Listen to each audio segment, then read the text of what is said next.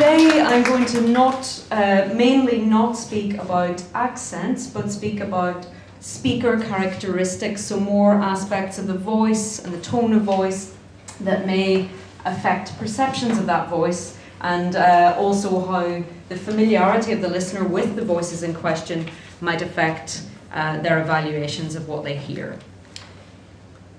So there's two broad parts to the talk. In the first part, I want to talk about explicit evaluations of voices, so actually asking people what they think about voices that they hear.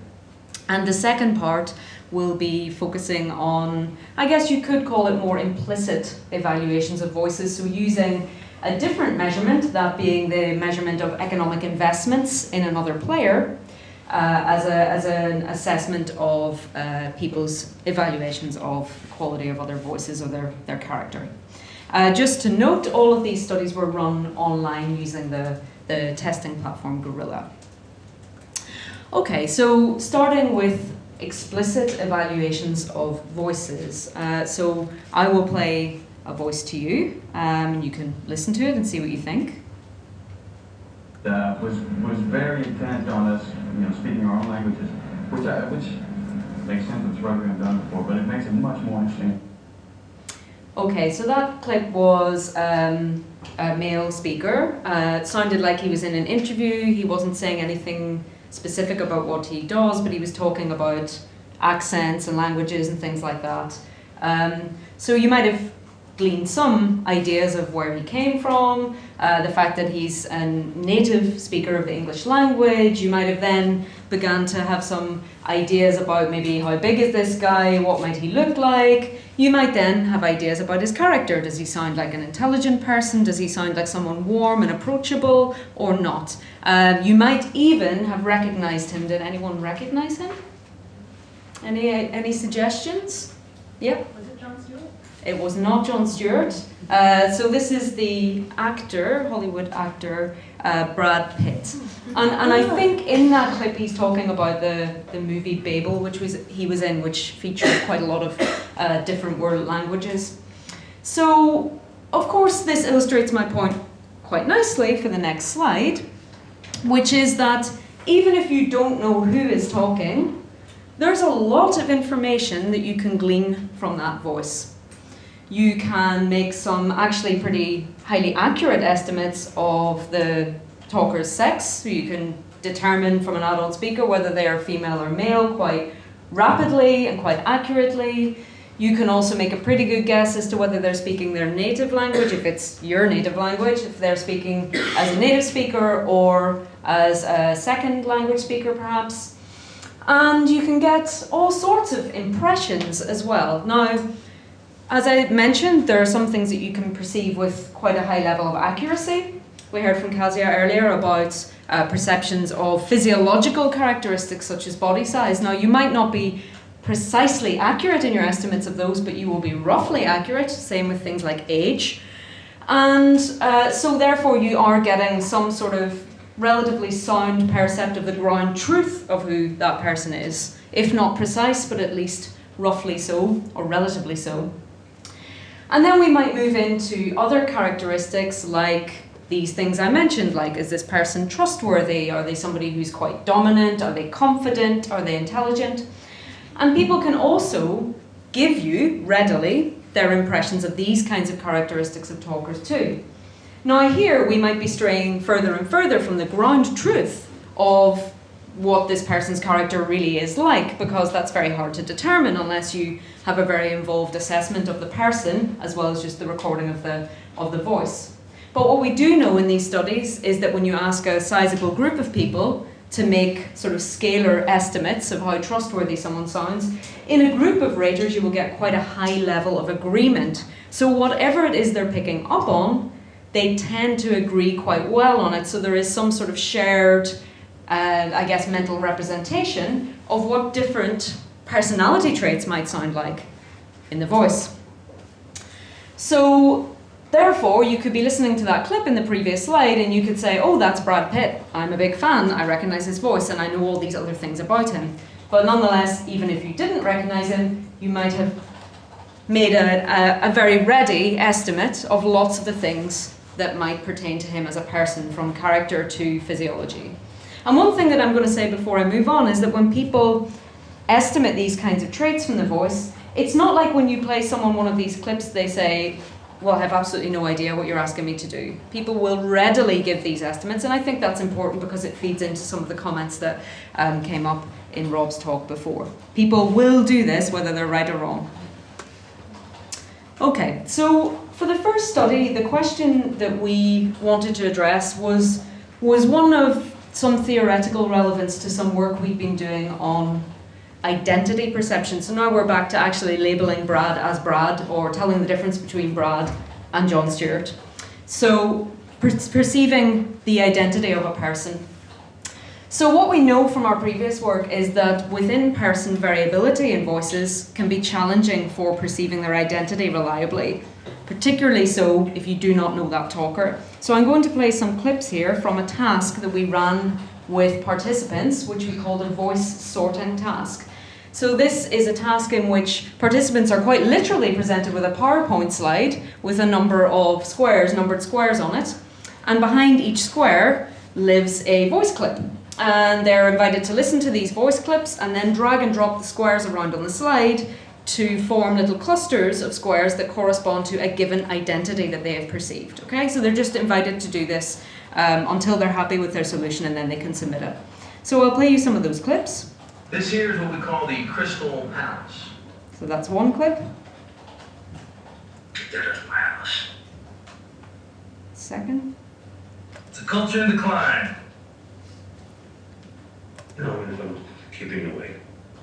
Okay, so what you'll notice about those clips, and what our transcribers will probably have noticed, is that they vary in quality in terms of how quickly the speaker is speaking, the amount of clarity, whether they're kind of mumbling or whether they're speaking quite loudly. They're short clips of just a few words, short phrases.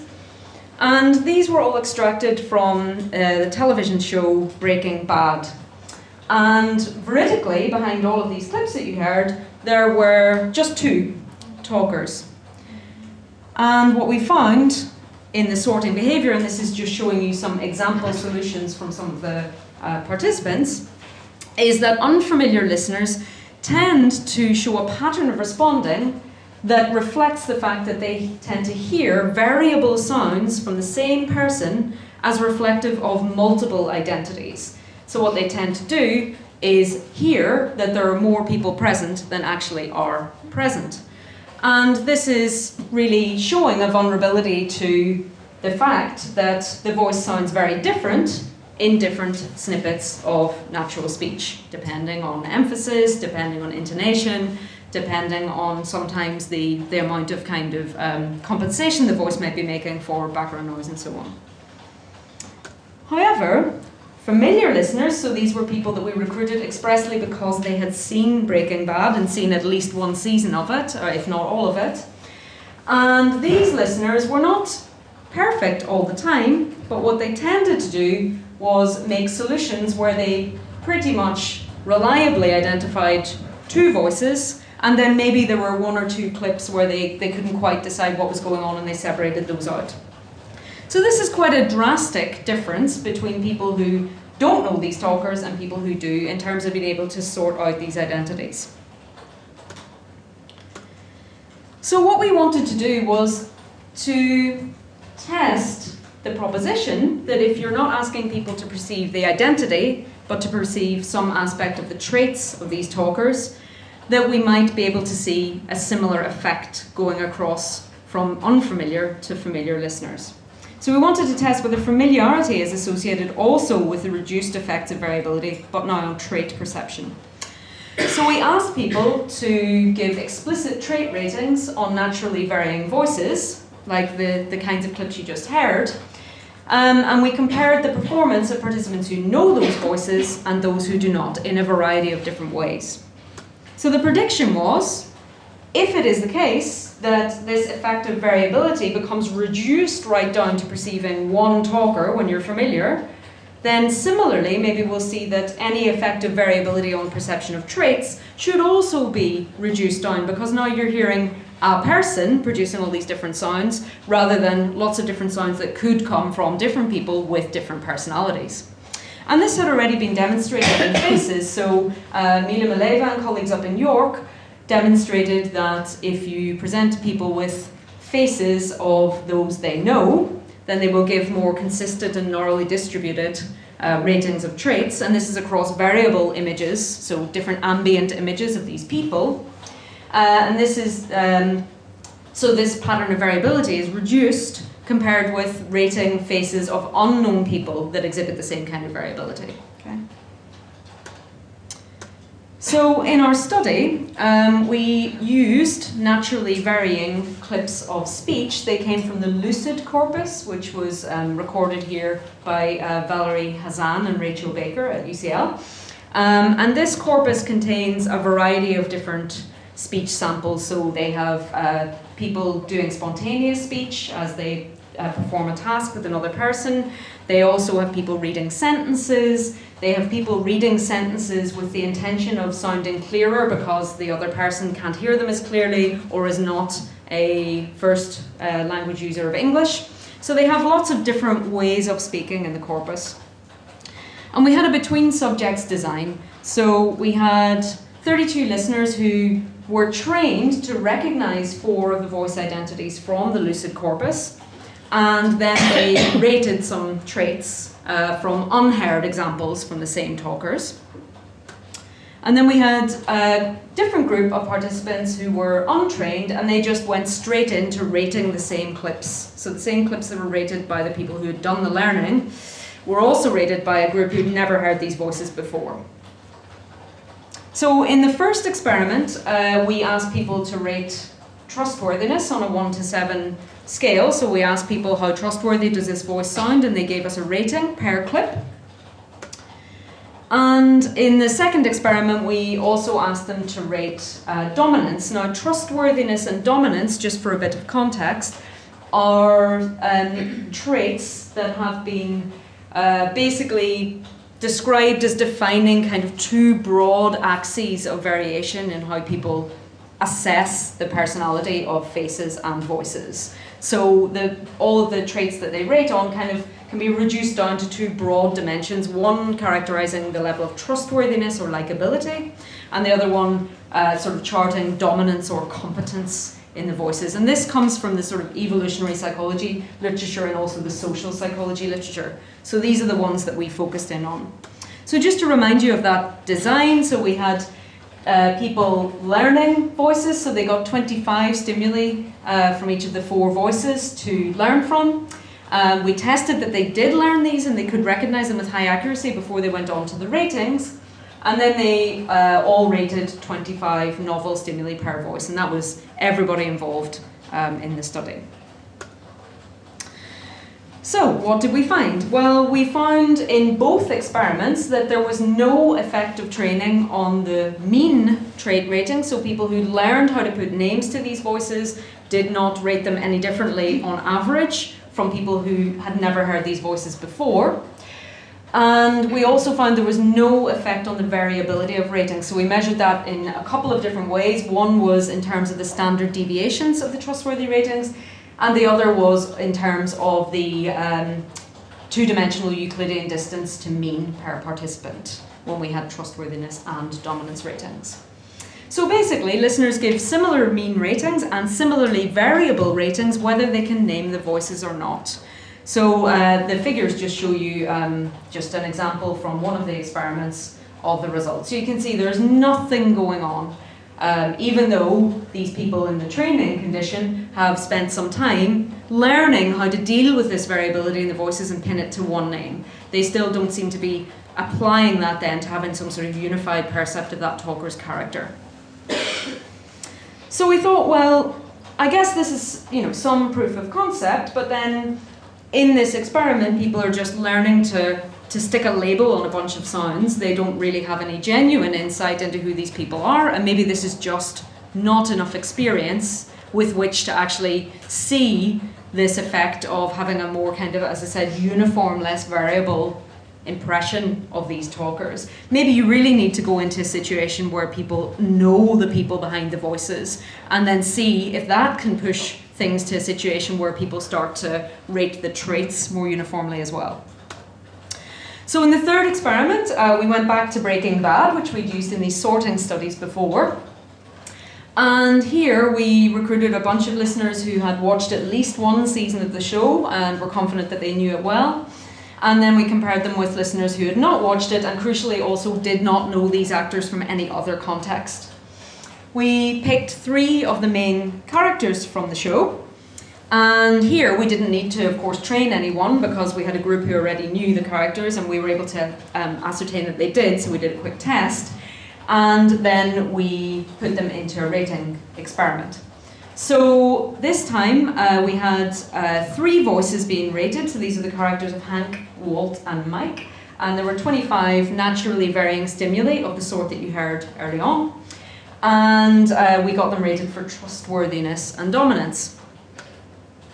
Yet again, absolutely no effect of familiarity with these voices on, strikingly, the mean trait ratings. So here we're looking at people who've literally watched hours and hours of a show in which these characters are very richly presented, and yet we didn't find that their overall trait ratings differed from the people who'd never encountered these voices before.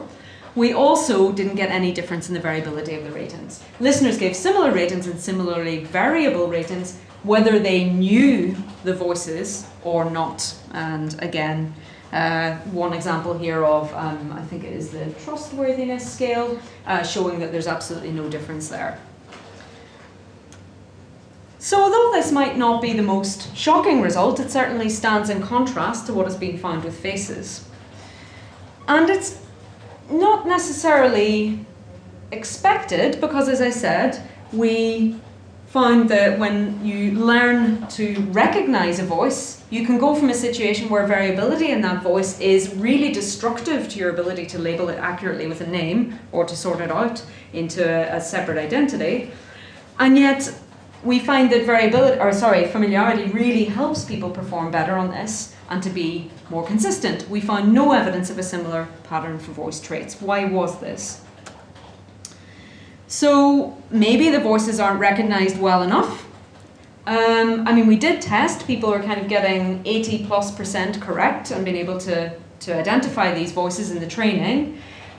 So you could argue that really they're recognizing the voices well enough to recognize who is talking and give a trait evaluation. But it may be that if you compare with faces, we can recognize faces extremely rapidly, and therefore maybe while you're listening to these voice clips, you're still during the clip trying to work out who is speaking and evaluate the traits, and therefore these sort of notions of first impressions still have some sort of dominance over your knowledge of who the talker is, and so they play a stronger role.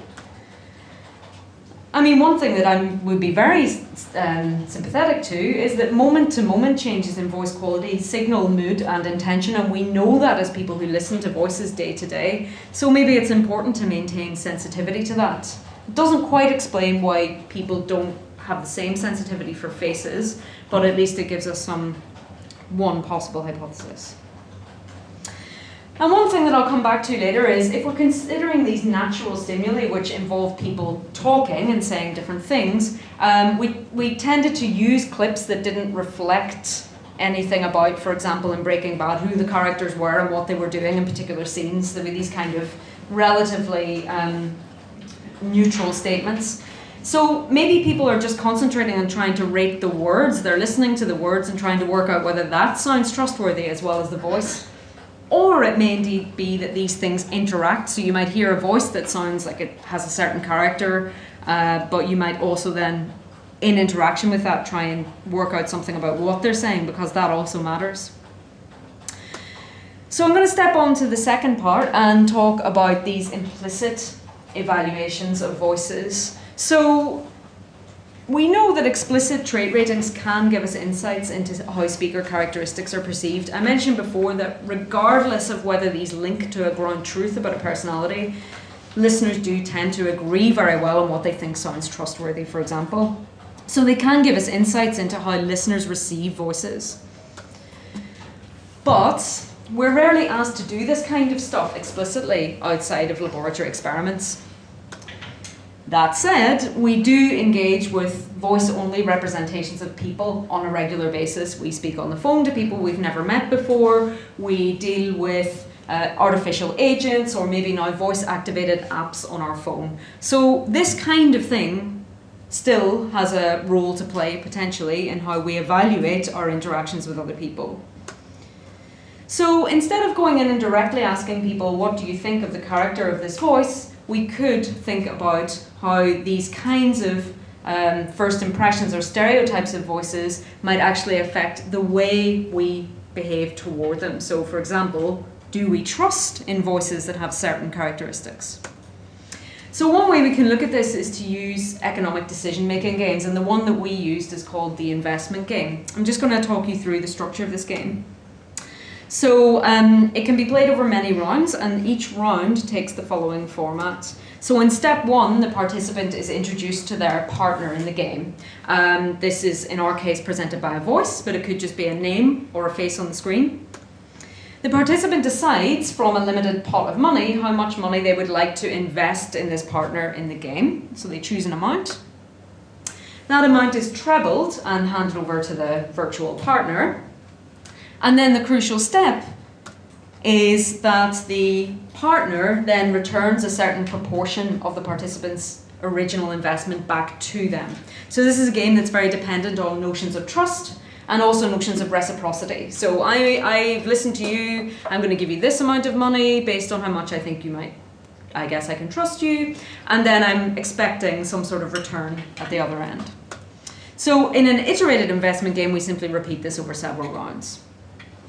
So this is the structure of the game as it appeared on Gorilla, the online platform. So at the top, the listener would be invited to click a button to listen to a clip of the other talker speaking. Then they can choose how many of their 10 experimental currency units they would like to invest in that partner. They choose to invest a certain amount. They're reminded that that's going to be trebled and given to the partner. And then they find out how much the partner is going to give back to them. And all the way along, they see as they go through the rounds how much they've banked in both experimental units and in real money, and they receive a bonus at the end of the game. So for some backdrop to this, we had come across some work from our now co-author, Ilaria Torre, who'd been looking at first impressions of accents and how accents might influence people's investment behaviours in the investment game. So in this study, and series of studies that she ran for a PhD, as I said, she was interested in accents, which I'll come back to briefly later. She chose accents that were associated with a kind of negative stereotype, perhaps with regard to trust, such as the Liverpool accent and the Birmingham accent, which was mentioned before. And what she found is she basically modelled the vocal agent in these investment games to either have a generous behaviour, so giving quite nice returns on every investment, or to have a mean behaviour, so really returning kind of under what the participant invested the whole way through.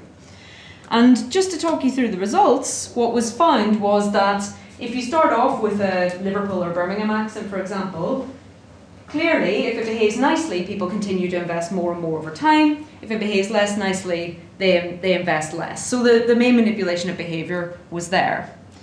But interestingly, if the standard Southern British English accent, the prestige accent, behaves nicely, you reward it even more than you would reward, for example, the Liverpool accent. But if it behaves meanly, you punish it harder. So there's an interaction which is possibly based around expectations of the behaviour of a voice based on its accent. We expect SSBE accents to be reliable, or maybe authoritative, trustworthy. We maybe have not got that impression or expectation of other accents, and so we are influenced in different ways by their objective behaviour. So what we decided to do was to repeat this approach, but we were not so interested initially in accents. We wanted to go for aspects of voice characteristics. So we stepped away from accents. We wanted to look at voice characteristics only. So what do I mean by that? So we had manipulations of affect in the voice. So we had talkers record some statements in a cheerful voice and in a neutral voice.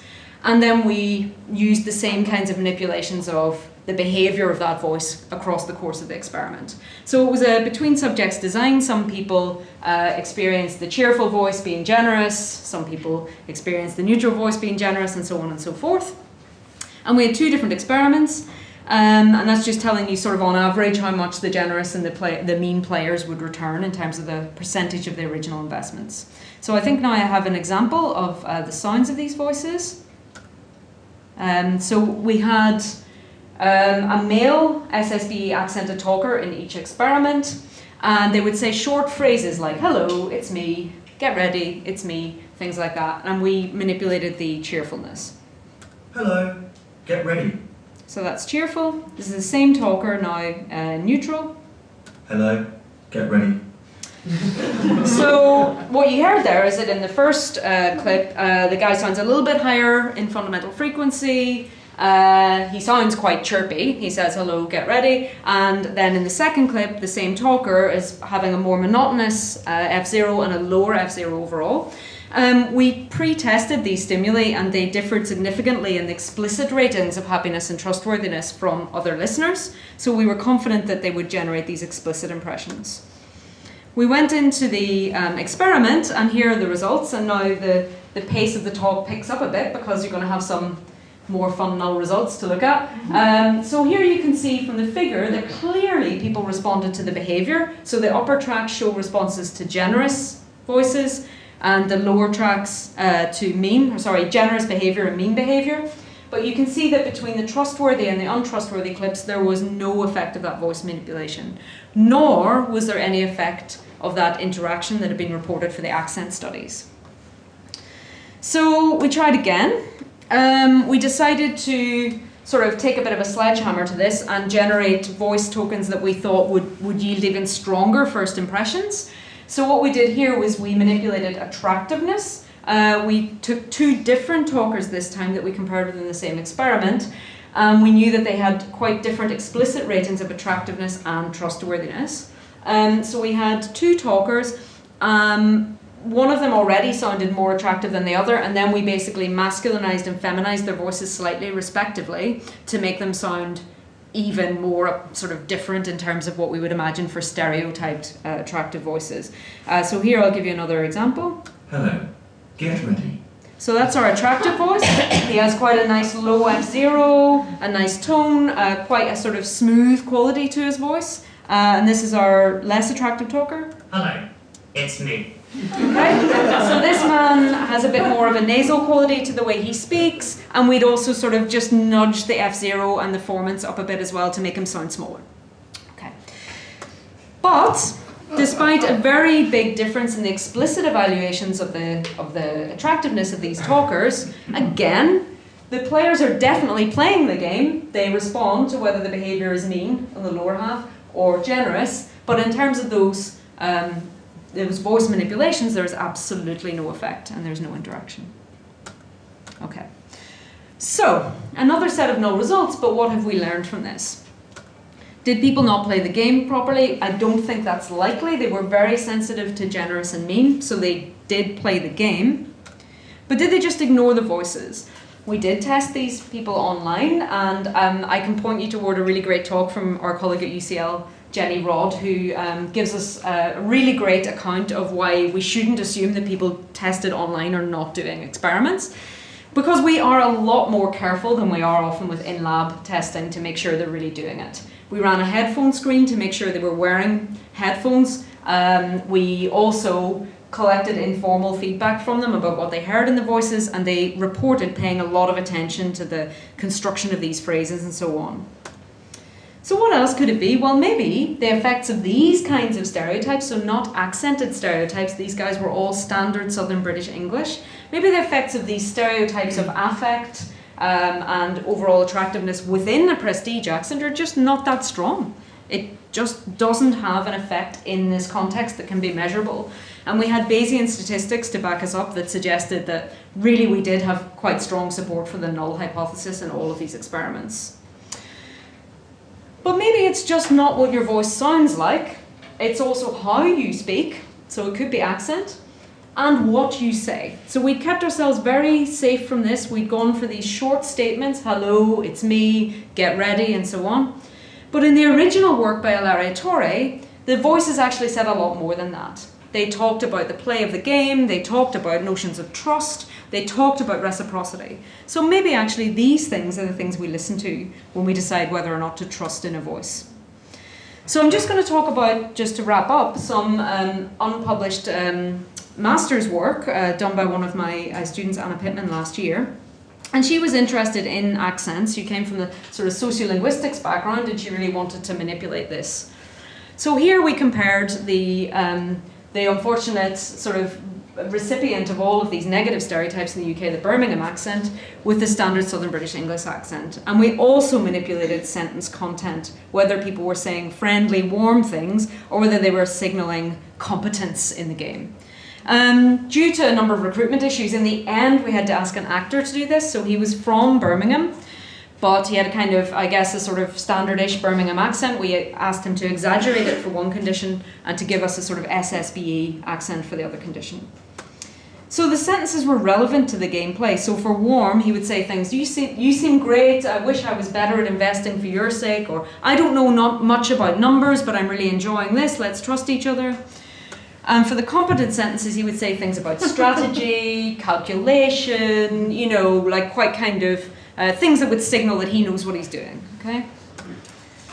And there was 8 rounds, and this time we didn't mess about with the character of the returns. We just made it sort of mildly generous. So this time we just wanted to see in the presence of relatively generous behaviour, what do people do when they're interacting with these different types of stimulus. And just to note, this was between subjects, so all subjects only got one of these conditions. So finally, we get some sort of effect, not overall of accent. So there was no overall difference in the level of investment in the Birmingham accent versus the SSBE. But we did get an interaction with sentence content. So what you can see is that players invested more in competent sentences than in warm sentences for the Birmingham accent, but there was no difference in the sentence content for standard Southern British English. So where I'll leave that is to say that this is very much not a complete study, but it was a step back into sort of loosening the constraints that we'd applied for our voice sort of speaker characteristic work. And trying to say, well, okay, let's step back into things that will really elicit some stereotyped impressions. And let's think about not just how you speak, but what you say. And it really seems that we've got some initial evidence here that these things probably do matter. It matters how you sound, perhaps, but it only matters in interaction with what it is you're saying to elicit these kinds of differences in trusting behaviours. So just to wrap up, the literature has shown us repeatedly that explicit judgments of voice traits can be made readily, and there's a good consensus across listeners. I guess we showed a limited evidence for a functional role. On the one hand, we suggest that variability in trait ratings don't disappear once you know a voice. Maybe it's because we don't recognise voices as rapidly and as reliably as we recognise faces, but nonetheless there might be importance to being sensitive to moment-to-moment changes. Trusting behaviour as measured by investment is insensitive to voice characteristics per se, perhaps, but it might be influenced by a sort of a rich kind of combination of voice, speaking style and linguistic content, and that's something that we will pursue in studies in my lab coming up this year with students. So thank you all for your attention, and thanks to everyone involved in the work and people in the lab. Thanks.